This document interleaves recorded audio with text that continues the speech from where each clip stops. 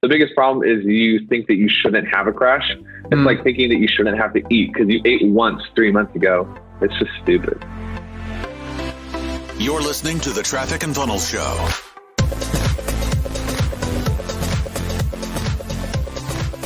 What's up, guys? Yo!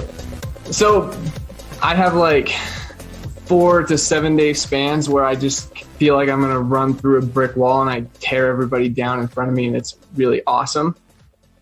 But then I'll have like a 24 to 48 hour span where I just get really anxious and stressed and sick and like I don't sleep well. And I've been trying really hard to regulate that. I journal and the reason I'm having a hard time regulating is because my inputs stay very consistent throughout those times, but I can't figure out how to like balance it and negate it when I do go into like, I guess you could say like the darker days, if that makes sense.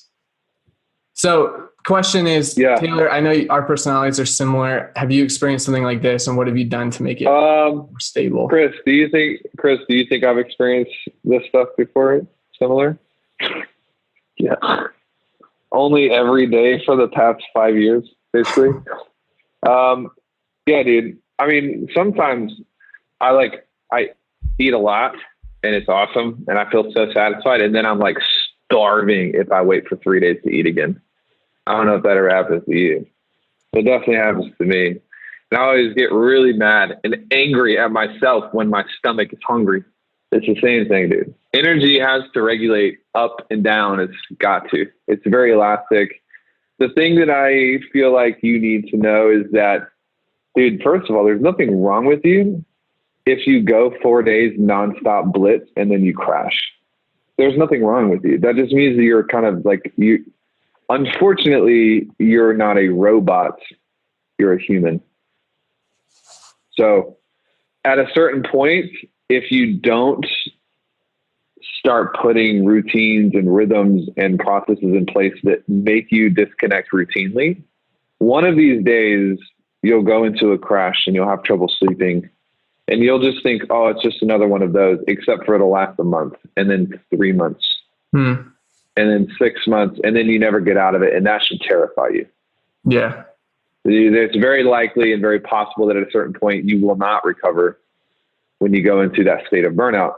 And so what you probably need to do is you need to start actually honoring yourself and honoring that cycle and lending honor to the fact that, you know, your brain and your body, your biology and your neurochemistry is all set up a certain way. And it's not set up to chase food for 10, 11, 12 days in a row. You're designed to have a period of rest. You can get into the evolutionary psychology of this, where it's like, you know, back in the day, we did go on hunts, and humans, our competitive advantage was our ability to sweat and our ability to stand up tall. We could see further than other animals, and we would run. We would go on 12-day chases. But then when people started planting, we evolved out of that. And it's like, dude, your brain's not going to work if you just run through brick walls every time you feel like it. There are days when you need to wake up and it's a Saturday morning and you feel literally on fire, and you still just kind of relax and rest and read because you're building a cadence inside of your calendar. Biggest thing is you can't get mad at yourself for this. This is a normal thing. The biggest problem here is not that you're burning or you're crashing. It's not even you're burning out. You're just having a cyclical crash. That's not the problem. The biggest problem is you think that you shouldn't have a crash. It's like thinking that you shouldn't have to eat because you ate once 3 months ago. It's just stupid. You know, it's kind of like, okay, well, let me fix that real fast because that doesn't make any sense. Does it make sense? Yeah, that makes perfect sense, because it's usually like a very quick downward spiral where once I start crashing, I get upset that I'm crashing, and then like the anxiety builds and it's pretty gnarly. Yeah, what's the worst thing that can happen, dude? Like, if you get tired and you don't want to work for 2 days, what's the worst thing that could happen? Yeah, like we don't make a few sales. It's not a big deal. Okay, so that's like what, 12 grand? You charge what, $2,500 or $1,000, something? Yeah. $199 a month. Yeah. Anyways, yeah, it's not that bad. It's just not that bad. But there's a part of you that is just like, so you're striving so hard, so anxious. Like, man, if we don't make these 3 sales, I will literally go back to the days where we were poor and struggling. It's silly, man. It's a piece of your brain that is kind of caught in a like a little cycle, and you just have to actually go and fix that. Okay. So tactically, like, it sounds like what you're saying, I need to be a lot stricter about like honoring rest time on the weekend. And like, for example, last weekend on Saturday, like exactly like you said, I had a lot of energy. So I worked all day on Saturday. And then like, because I worked all day Saturday and Sunday, now like this morning I woke up and it was just like, I'm anxious all day. Yep. That's exactly what happens. That makes sense. Yep. 100%. Sometimes you need to leave your phone in the car and go be with your wife. Sometimes you don't need to be on your phone on Facebook. You know, like there are definitely periods, you know, Chris is really good at this. I know that there are whole chunks of the day where like I won't get a response from Chris. And so I just won't text him because I can't handle the shutdown of not being responded to. But it's really good. It's like I've learned from that and I've borrowed from that. And now there are times when most weeknights I'm not really in Slack. I'm not responding as much.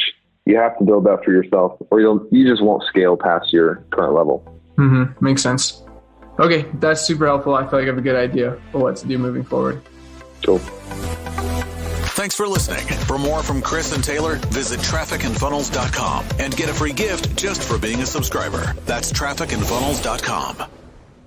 Hey, what if you could be in the boardroom where we sit down and we plan out how we're going to grow our 8-figure company month in and month out? If you've ever wondered how traffic and funnels grew so quickly, there are strategies, there are formulas that you can model in your business that our clients are modeling to scale to the moon and back. This is an amazing program. It's called Insiders Access Monthly, and we've put together a couple words on a page that you can actually go and check out this offer, trafficandfunnels.com/IAM. You will not be sorry, I promise you. Let me know what you think.